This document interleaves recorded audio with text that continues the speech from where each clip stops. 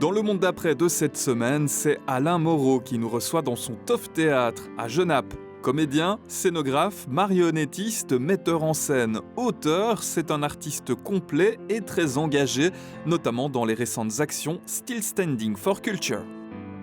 Bonjour Alain, merci de nous recevoir ici sur la scène du Toff Théâtre. Merci beaucoup. Et la scène du Monty, bienvenue. Ouais, où le Toff Théâtre est installé. Ouais. Alors, on n'est pas tout seul, on va en parler pendant l'interview, mais tout d'abord, je propose qu'on revienne sur la journée du 13 mars. Il y avait ce jour-là des actions Still Standing for Culture un petit peu partout. Ici aussi, au Monty, le tiers-lieu qui abrite le Toff Théâtre notamment, entre autres choses, on en parlera aussi. Mais quel genre d'activité est-ce que vous organisiez ce jour-là ?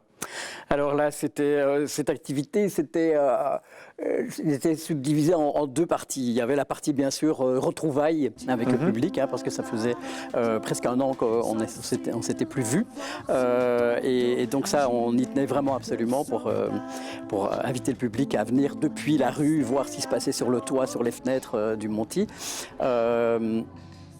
Mais là, je parle de la première action, parce qu'il y a eu deux actions. Oui, le 13 mars, c'était la deuxième. Oui, donc là c'était, ce que je viens de parler, c'était la toute première, où on avait invité les gens à venir voir ce qui se passait aux fenêtres ou sur le toit. Et alors la seconde action s'adressait bien sûr encore au public. Là, on les a invités à entrer cette fois-ci dans le Monty pour leur offrir des actes artistiques. Et on était parti sur le principe qu'en fait il y avait à cette époque-là encore moyen de soit aller à la messe, se promener ou faire ses courses. Ouais. Et alors on s'est dit, transformons notre théâtre, notre Monty, en boutique de liens essentiels. Et appliquons les protocoles qui sont pour les magasins, c'est-à-dire une personne par 10 mètres carrés, bien sûr, désinfection des mains. Et puis on faisait entrer 13 personnes, donc on a fait un gros calcul. Ici au Monty, on aurait pu accueillir une trentaine de personnes, mais on avait réduit à 13 personnes. C'était un peu symbolique en fonction de la date. Et on accueillait ces 13 personnes pendant une demi-heure. Et pendant cette demi-heure, ils pouvaient passer de comptoir en comptoir pour se fournir en liens essentiels. Alors il y avait de la marionnette au kilo, il y avait de la poésie, de la chanson, il y avait vraiment plein de choses. Du bonheur aussi, non ? Et il y avait du bonheur, oui. Voilà qui se trouve là, on en a gardé, on en a vendu pas mal ce soir-là, cet après-midi-là, c'est du bonheur pur de salle de spectacle ventilée. Alors là, on l'a ici, on l'a en gros, là. Alors parce que l'air dans les théâtres est ventilé, est bien plus pur que dans certains bus bondés ou fils de supermarché.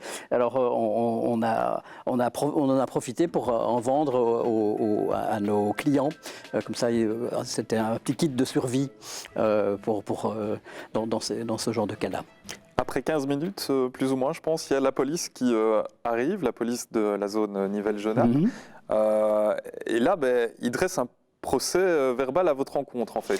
Oui, d'emblée, ils arrivent et nous disent, voilà, vous serez, vous, en tant que responsable, donc moi, verbalisé pour cette action.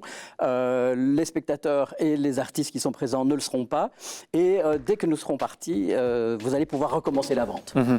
Et c'est assez étonnant, un peu surréaliste même. Et bon, donc, suite à leur départ, nous avons repris et le public n'a pas arrêté de faire la file pour entrer dans notre boutique. Et donc les artistes, le public, eux, n'ont pas reçu d'amende, n'ont pas été verbalisés. Non, du tout. Il n'y a que moi qui suis passible d'une peine, soit une amende, les fameux 4 000 €, ou voire un procès, ou même l'emprisonnement. C'était même indiqué sur le papier que j'ai reçu. Oui, mais le fait que ça ait pu se poursuivre après, comme si de rien n'était, finalement, symboliquement, ça pose question. Ça a un petit peu montré l'absurdité de la chose. C'est un peu ce qu'on voulait. Là, on ne pouvait pas faire mieux, entre guillemets, mais ça montre un peu l'absurdité de l'affaire, quoi. Donc, il y a possibilité d'aller dans un théâtre tant que tous les protocoles de sécurité sont respectés. Et pourquoi pas dans un théâtre alors que ailleurs c'est possible ? Alors, ce qu'il faut préciser quand même, c'est que vous n'aviez pas demandé d'autorisation pour ouvrir le Monty ce jour-là, contrairement à d'autres endroits à Genappe qui participaient aussi aux actions Still Standing for Culture. Il y avait au 38 par exemple, il y avait au Café de la Lanterne aussi. Pourquoi est-ce que vous n'aviez pas demandé d'autorisation ? Mais parce que pour nous, c'était un acte de désobéissance. Ouais. Voilà, et donc c'était un acte vraiment de résistance poétique. Et on se voyait mal faire une demande parce qu'on savait qu'elle ne serait pas acceptée, cette demande, puisque quelque part, on faisait entrer des spectateurs dans le théâtre, alors que selon cet arrêté ministériel qui est contestable, et qui a été contesté d'ailleurs, les théâtres ne peuvent pas faire entrer de public. Ouais, quand on résiste, quand on désobéit, on demande rarement évidemment la permission. Oui, quelque part, oui, je trouve pas. Il ne faut pas demander l'autorisation, non. Ouais. Et puis, elle n'aurait pas été acceptée non plus. Mais ça veut dire que vous saviez pertinemment à quel risque vous vous exposiez. Vous saviez qu'il était possible que la police arrive ? Oui, c'était dans l'ordre du possible. Mais on n'a pas imaginé jusque-là. Mais bon, là, ils se sont pointés, ils sont arrivés. Donc, voilà, oui. Et puis, on s'est dit que nous, on pouvait peut-être prendre ce risque-là. Ouais. Parce que d'autres compagnies qui n'ont pas peut-être les moyens que nous avons et non plus l'infrastructure ne pouvaient pas le faire. On s'est dit là, il faut, je pense que Quentin Dujardin avait commencé déjà par des actions aussi de désobéissance aussi, en invitant les spectateurs à entrer dans une église pour écouter de la musique. Et donc il a commencé ça, et puis je pense qu'il faut que d'autres artistes suivent. Et donc ça nous semblait évident que c'était notre devoir, quelque part, de faire avancer la chose. C'est pour le secteur aussi. C'était vraiment beaucoup plus qu'au niveau local. C'était vraiment pour allumer quand même une petite loupiote quelque part, pour dire il y a quelque chose qui n'est pas normal là. Pourquoi cette discrimination pourquoi on ne fait pas peser le poids de cette crise à tout le monde? Pourquoi on est essentiel? Pourquoi nous ne sommes pas essentiels et pourquoi d'autres le sont? C'est quoi l'essentiel? C'est quoi? C'est travailler, aller acheter à manger et puis voilà. Donc nous on offre aussi une nourriture, mais une autre, mais qui s'avère apparemment assez importante. Ouais. J'ai posé d'ailleurs cette question-là il y a 2 semaines à Patrick Delongré. Être considéré comme non essentiel, comme secteur non essentiel, qu'est-ce que ça vous fait? Qu'est-ce que vous ressentez? Tout d'un coup, on perd tout sens. Vraiment, c'est une question de savoir. Au début, pendant le premier confinement, je trouvais que ça se passait bien parce que tout le monde était confiné. Il y avait quelque chose qu'on faisait ensemble, qu'on était tous logés à la même enseigne. Et donc là, on pouvait l'accepter. Et puis on en a même profité pour se reposer, se poser des bonnes questions sur le sens même de ce qu'on fait, tout ça. Et puis après le deuxième confinement, le sens, on ne l'a plus trouvé. Vraiment, c'est pourquoi on fait ça et puis pourquoi on nous empêche de faire notre métier, de gagner notre vie aussi. Bien sûr, il y a eu des aides, mais pour nos comédiens, les techniciens avec qui nous travaillons, ce sont vraiment des pertes de revenus terribles. C'est tout un secteur qui est vraiment fort impacté. Et donc oui, c'est le sens et le manque de perspective à un moment donné aussi. Et toujours se dire, c'est peut-être demain, là on a un paquet de tournées qui avait été prévu bien sûr depuis le début du confinement, ces 150 représentations qu'on avait un peu partout en Europe et même dans le monde, on devait aller jusqu'à Taïwan, qui ont été annulées là. Et puis chaque fois, on ne sait pas quand on va reprendre. Et alors on prépare tout parce qu'on se dit que c'est peut-être le 26 du mois prochain. Alors on remet en répétition les spectacles qui n'ont plus été joués depuis un bout de temps, et puis on apprend une semaine après, non, ce ne sera pas, et on ne sait pas possible. Quand. Ouais, et donc c'est vraiment très très instable, sans savoir. Je crois qu'à savoir avoir eu des informations, je crois, ou simplement ne pas être fermé, parce qu'on pense vraiment que c'était peut-être une erreur d'avoir fermé les théâtres à partir du mois d'octobre, parce que les protocoles sanitaires étaient appliqués et fonctionnaient. Ici, au Monty, on a accueilli du public dans toutes les règles, dans tous les théâtres en Belgique, ça a fonctionné, et il n'y a pas eu de cluster. Il n'y a pas eu de cluster déclaré dans une salle de spectacle. spectacle. Et il n'y a eu aucune étude scientifique qui a pu déterminer qu'un artiste était plus contaminant qu'un vendeur de chaussettes. Et donc, voilà, on se retrouve empêché à pas savoir quand on va recommencer. Et ça mine vraiment le moral de savoir pourquoi, pour ce qu'on fait, pourquoi on le fait. Quelques jours après le 13 mars, vous avez dû vous rendre au commissariat, ici à Genappe. Comment s'est passée l'entrevue avec les policiers? Très, très bien. Moi, j'avais préparé mon texte. J'avais écrit toute ma déclaration. Et donc, la policière a recopié ce que j'avais à dire. Et donc, j'ai, entre autres, parlé de ces arrêtés ministériels qui sont c'est un peu bancal. Hein, là, depuis le début du confinement, on pouvait le comprendre au départ. Il fallait prendre des mesures directement, pas le temps de passer par le Parlement. Mais à un moment donné, il fallait, je pense que démocratiquement, il faut que ça passe par le Parlement.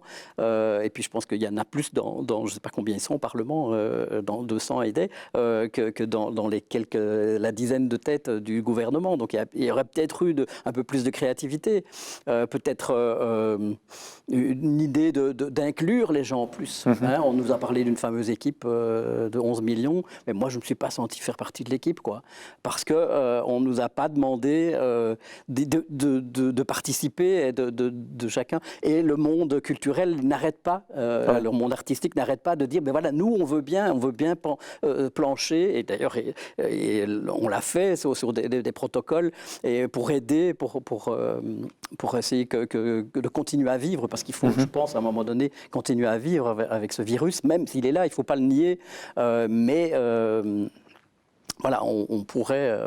On n'a pas laissé assez de place à l'humain. Au début, on a mis la priorité sur la santé, ce qui était assez indispensable, inédit, évidemment, et responsable, bien sûr. Mais est-ce qu'on a laissé de côté, au fil du temps, l'aspect humain? Je pense qu'on l'a un petit peu oublié. Et c'est peut-être parce que le gouvernement ne s'est pas entouré de ce Parlement, de ces sages qui auraient pu les aider, et de toutes les fédérations, de tous les secteurs qui avaient peut-être des idées à proposer pour essayer de, ensemble, surmonter cette crise qui est quand même assez inédite. Après l'entrevue avec les policiers qui s'est bien passée, vous l'avez dit, maintenant vous attendez des nouvelles du procureur du roi. Vous avez... pas un avocat, mais deux. Vous avez créé un petit personnage que vous avez avec vous. Oui, c'est lui, c'est ses lunettes. C'est Maître Léon. Ouais. Mais qui ne vous défend pas vraiment en réalité. Il m'a bien inspiré quand même. Hein, donc il m'a soufflé à l'oreille tout mon argumentaire. Mais il ne parle pas, comme la plupart de mes marionnettes d'ailleurs. Donc c'est moi qui parle un peu à sa place. Il gesticule. Il gesticule, mais il est de très très bons conseils. Alors on sait qu'il y a cette action de l'Horeca, cette vidéo qui est sortie avec des grands chefs étoilés, l'Horeca qui, en tout cas une partie qui veut rouvrir absolument le 1er mai.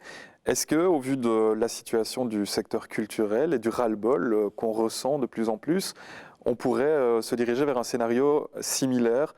Une réouverture un peu forcée? Je pense, oui. C'est ce qui se discute, en tout cas, au sein des fédérations. Là, oui.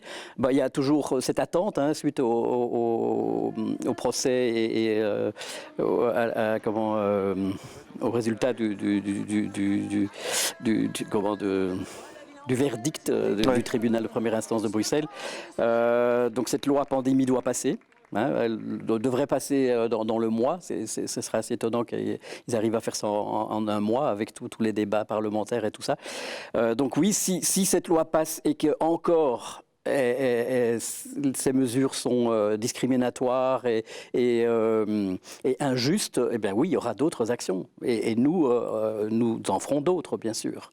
Évidemment, si les salles rouvrent, il faut que ce soit d'une part dans le respect des normes sanitaires, ça c'est tout à fait logique, mais que ça permette aussi que les spectacles proposés soient viables, financièrement je veux dire. Ouais. Mais ici, là, Lors les avant-derniers protocoles, c'était viable. Donc on a fait des spectacles ici, on arrivait à mettre plus ou moins entre 80 et 90 spectateurs, dépendant, c'était en bulle, avec les espacements et tout ça, on y arrivait dans une salle de 138 places. Mais c'est un équilibre qui est toujours difficile à atteindre, oui, c'est ça? Oui, tout à fait, parce qu'on a besoin vraiment des recettes pour aider à payer les cachets des spectacles. Mais si les protocoles sont trop serrés, eh bien, on arrivera à mettre 20 personnes dans la salle, et ça, c'est pas possible. Mais ce n'est même pas réaliste. Ce n'est pas. Il y a quelque chose qui c'est hors de l'entendement aussi. Les gens au théâtre se taisent, ils auront un masque, ils se seront désinfectés les mains, ils ne vont pas se parler pendant le spectacle. Ce ne sera normalement. pas du tout la même ambiance. Pas, et les gens sont focalisés, regardent vers la scène, ça dure 1 heure, le spectacle. Il y a une ventilation, vous entendez le doux ronronnement de la ventilation au fond des bois. Donc il n'y a pas de risque. Une fois que cette crise, que ce virus sera derrière nous, ou en tout cas qui sera moins menaçant, les conséquences de cette crise, évidemment, elles vont marquer durablement la société. Est-ce que ça va impacter forcément aussi le monde du spectacle, le monde de la culture? Il va y avoir des conséquences probablement en cascade. Ouais, un gros embouteillage. Ouais. Hein, parce que là, il y a des spectacles qui ont été annulés. Je te parlais des nôtres, c'est 150 représentations. Ça fait une quinzaine d'artistes et techniciens qui vont devoir retravailler. Et puis, il y a un paquet d'autres spectacles qui se sont créés entre-temps. Ouais. Et à un moment donné, les spectacles qui ont été annulés, reprogrammés 1 fois, 2 fois, vont être finalement peut-être joués, mais il y aura tout derrière ceux qui ont été préparés là maintenant, qui vont devoir attendre peut-être, on parle de 2 saisons, donc c'est d'ici 2 à 3 ans que ça reprendra normalement son cours. Ouais, c'est tout l'écosystème qui a été ébranlé, qu'il sera encore à long terme. Tout à fait. Ici, au TOF Théâtre, vous avez continué à créer, parce que ça, on ne le voit pas peut-être, c'est un travail de l'ombre, même si les salles ne sont pas ouvertes, mais tout le monde de la culture, en tout cas une bonne partie, continue à travailler, continue à créer, ça nous était, ça nous était autorisé, et heureusement. Et donc, on en a profité pendant ces confinements de mettre notre salle, notre outil, c'est quand même un bel outil que nous avons, qui est ouvert là depuis 2 ans, et nous avons profité pendant les moments où c'était totalement vide de faire les derniers travaux, parce qu'on n'avait pas encore eu le temps, on était un peu pris dans la machine qui s'est emballée très vite. Ouais. On a fait les derniers travaux, et puis on a invité, mais je pense que c'est une dizaine voire presque, 10-12 compagnies qui sont venues répéter des spectacles pendant soit 1 semaine, 1 mois. On a même créé une autre salle de répétition dans nos locaux. C'est un système de compagnonnage, en fait. Oui, alors là, il y avait ces résidences, des spectacles qui se créaient plus autour de la marionnette. Et puis, plus spécifiquement, on a lancé aussi des résidences dans une idée de transmettre aussi et d'accompagner des équipes qui avaient des projets et qui n'ont pas l'infrastructure que nous avons. Et donc, c'est vraiment une histoire d'échange. On accompagne des équipes, là maintenant, depuis le début septembre. Là, on a commencé au mois de juillet. Eh bien, il y a 2 équipes qui sont venues répéter des spectacles ici. Et c'est vraiment un accompagnement, mais artistique, mais aussi bien administratif, technique. Donc, moi, j'allais aux répétitions à certains moments et je leur donnais mon avis, et puis ils faisaient ce qu'ils voulaient avec ce que je leur disais. Mais au niveau technique aussi, nos régisseurs pouvaient les aider. Au niveau de l'administration, ils pouvaient les aider au niveau de savoir comment se vend un spectacle ou comment faire pour les déclarations des cachets, des salaires et tout ça.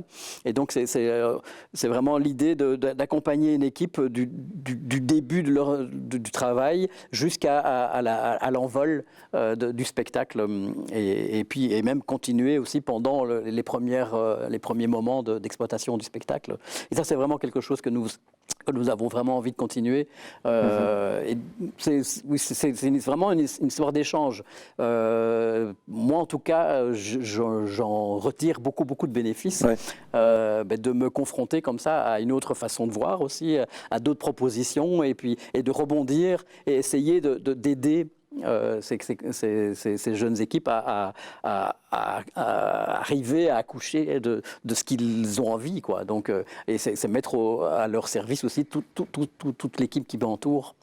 Est-ce que le monde de la culture va rebondir de façon positive sur cette crise en s'en inspirant peut-être, en intégrant toute la période qu'on a vécue dans des histoires, des récits, des scénarios, des spectacles? Oui, nous en tout cas on avait commencé à travailler sur un spectacle avant le 13 mars, il y a un an, et on avait commencé vraiment à bien réfléchir là-dessus. Et puis arrivé au premier confinement, on s'est reparlé et on s'est dit non, je crois qu'on va pas le faire le spectacle parce que ça parlait un petit peu trop de ce qui se passe maintenant, quoi. Ouais. On partait de la boîte de Pandore et on est un petit peu trop dedans. Et je pense qu'il va falloir, pour certains sujets, pour moi en tant que spectateur en tout cas, j'aurais peut-être pas envie dès que ça va s'ouvrir, d'aller voir des spectacles sur le confinement. Une fois qu'on en sera quitte. Ouais, c'est ça. Et donc, mais il y a peut-être d'autres choses qui vont naître aussi. Les gens vont peut-être découvrir aussi la rue aussi, parce que là, peut-être qu'on va pouvoir plus vite recommencer à travailler en plein air. Et donc, pour nous qui le faisons, c'est chouette, mais pour d'autres, c'est d'aller se tâter, se frotter à une autre façon de faire du théâtre. Mais donc, oui, c'est un risque, entre guillemets, on risque d'avoir beaucoup de spectacles autour de ce sujet-là. Le Toff Théâtre, justement, parlons-en, ça dure depuis 34 ans. La création, c'est 1986 ou 1987, ça dépend de ce qui vous arrange, m'avez-vous dit. Vous pouvez faire 2 fois l'anniversaire. Ouais. Qu'est-ce qui vous a lancé dans cette voie-là, et puis plus spécifiquement dans cette volonté de mettre les marionnettes en avant? Je ne me suis pas posé de questions, moi. C'était votre truc. Oui. En fait, j'étais adolescent, je m'ennuyais à l'école, et puis je bricolais. J'ai voulu être clown, puis j'ai suivi, après, jeune adulte, j'ai suivi des cours de cirque et tout ça. Je me suis formé au funambulisme, à la corde molle, au monocycle et tout ça. Ça, c'est plus durant mon adolescence. Et puis, mais je me suis souvenu que pendant mon enfance, ma préadolescence, j'avais retrouvé avec mon frère des marionnettes dans le grenier chez mes parents. Et puis, je suis tombé dedans, dans cette malle, et puis c'est vraiment mon médium, je pense. C'est avec lequel je me sens vraiment bien. Et voilà. Avec la volonté d'en faire de toutes les tailles, et aussi qui s'adresse à différents publics, parce que vous ne voulez pas toucher que les enfants ou que les adultes, c'est vraiment tout le monde. Mais ça dépend vraiment, c'est en fonction de ce qu'on a envie de raconter. Hein. Donc, il n'y a rien de prémédité. Quand je disais, je n'ai pas choisi la marionnette, pour moi, c'est une évidence. Et les tailles aussi, pareil, c'est en fonction de ce que je veux raconter, que j'utilise, que j'explore une façon de manipuler aussi. Si c'est une marionnette, là, celle-là, par exemple, elle devait être manipulable par une seule main, puisque c'est une marionnette de taille humaine qui la manipule et qui n'a qu'une main disponible. D'autres, je sais que j'ai 2 ou 3 comédiens à disposition pour manipuler une marionnette, et en fonction de ce que j'ai envie de lui faire faire aussi. Donc c'est vraiment, moi je fonctionne à l'instinct, en fait, en fonction de ce que j'ai besoin. On explore et puis on trouve la manière de le faire, et par rapport au public aussi, et par rapport à l'endroit où on va jouer le spectacle, si c'est en rue, si c'est sous chapiteau, dans une salle de spectacle, ou dans une cave, ou je ne sais où.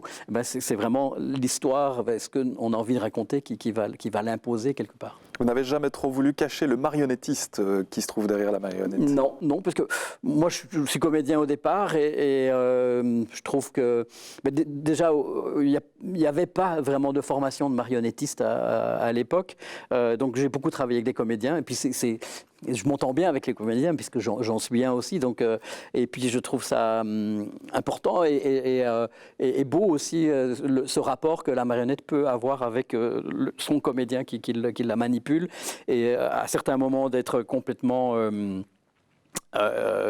focalisé, que le regard du spectateur soit complètement focalisé sur la marionnette et qu'on ne regarde que la marionnette, et que le comédien puisse se mettre complètement au service de la marionnette. Ça peut être aidé par l'éclairage aussi, qui est plus focalisé. Mais à certains moments aussi, pour faire avancer l'histoire, ça peut être intéressant que la marionnette se retourne vers son comédien et lui demande de faire un truc. Et ça peut aider. Moi, j'aime ça. J'aime ce jeu-là.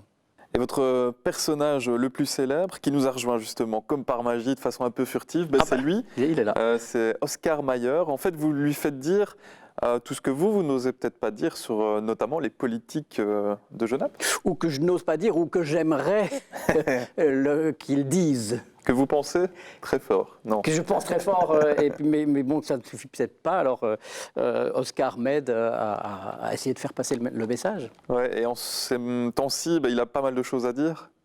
Oui, c'est peut-être un homme politique de la vieille école, mais peut-être que c'est dans les plus vieilles bassines qu'on fait les meilleures bières. Je crois que c'est une expression à Oscar. Ouais, on va peut-être lui demander ce que vous pensez, Oscar, de la situation du monde de la culture actuellement. Bah oui, c'est un petit texte que j'avais écrit pour dire à la fenêtre ici du Monty lors du premier still standing. Alors, c'est un petit extrait qui est ici sur mon téléphone. Josiane, ma femme m'a dit, Oscar, tu ne peux pas, comme tes collègues, rester sans rien dire. À ces acteurs, musiciens, cinéastes, à ces chanteurs, à ces marionnettistes, privés de leurs spectateurs. Tu peux, comme au temps d'avant, faire semblant. Leur dire à tous ces gens privés de travail, qui ont le moral dans les chaussettes et qui ne se sentent pas essentiels, tu peux essayer de leur faire oublier l'absence de leur prise en compte à chaque Codeco et dans les discours officiels. Que le silence assourdissant de tes collègues, ce silence, il est presque aussi fort que les appels « renfort caisse » dans les allées du H&M ou de Pimki ou de Zara un soir un jour de solde. Que ce silence t'est aussi insupportable.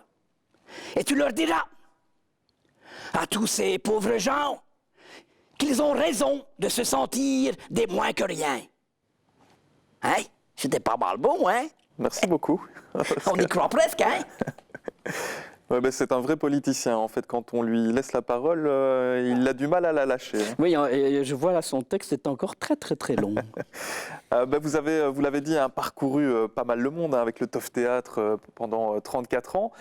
Et puis, à un moment, vous avez eu envie de vous poser, de faire partie du territoire, de vous y impliquer aussi. Ouais. Et ça s'est fait à travers le Monty. Ce lieu ici qui accueille le Toff Théâtre, mais pas seulement. Oui, avant tout, on avait vraiment besoin aussi d'un lieu pour travailler, ouais. Mais ça ne nous suffisait pas. Vraiment, on avait besoin de s'inclure dans la vie locale et d'apporter quelque part notre part citoyenne avec ce que nous savions faire. Et donc, ce Monty était vraiment pour nous une aubaine aussi parce que, comme je le disais, c'est un lieu où on peut vraiment travailler dans de bonnes conditions et puis on peut accueillir des spectateurs pour leur proposer des spectacles, mais pas que.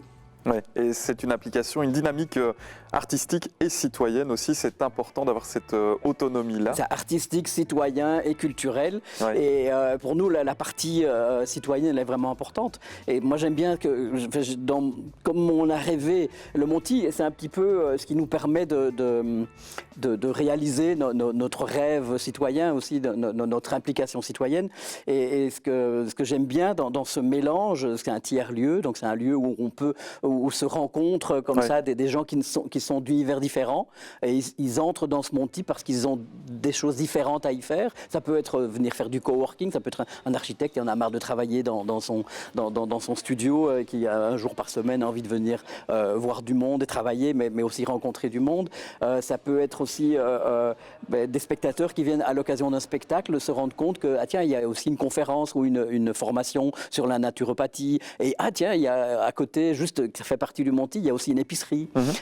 Et donc c'est l'idée, et que les gens qui viennent à l'épicerie se rendent compte, ah tiens, mais je viendrais bien voir un spectacle. Et donc c'est l'idée par tout ce brassage de monde, de créer la rencontre, que le lien se crée, et qu'il y a peut-être des nouvelles envies aussi qui naissent. Lors d'un conseil, par exemple d'un café citoyen que nous avions organisé au plus fort des hébergements des migrants, lors du parc Maximilien, on avait organisé un café citoyen, parce qu'on s'était rendu compte qu'il y avait énormément de familles qui faisaient de l'hébergement, qui hébergeaient, mais ils ne se connaissaient pas. Et donc, à l'issue pendant ce café citoyen, ils se sont rencontrés, et il y a vraiment maintenant un groupe Genève Solidaire qui s'est créé, qui a pris son envol, et qui vraiment s'est bien épanoui, et jusqu'à organiser un hébergement collectif là pendant l'hiver. Et il y a plein de choses. Il y a un frigo solidaire aussi là dans une des pièces, pour justement où tous les denrées qui ont été récoltées un peu partout, chez des commerçants locaux, mais aussi chez des producteurs, se retrouvent dans ce congélateur et peuvent servir à nourrir tous ces gens-là. Donc, c'est toutes ces rencontres qui créent... moi, je ne voyais pas autrement ce lieu. C'est vraiment un lieu de rencontre. Moi, on fait de l'artistique, mais pour moi, les artistes sont aussi des citoyens. Et on a tous des choses à se dire et à apprendre. Et on espère que ce lieu pourra revivre à plein régime le plus vite possible. Merci beaucoup, Alain, de nous avoir accueillis ici et d'avoir répondu aussi à nos questions. Merci. Mais merci à vous.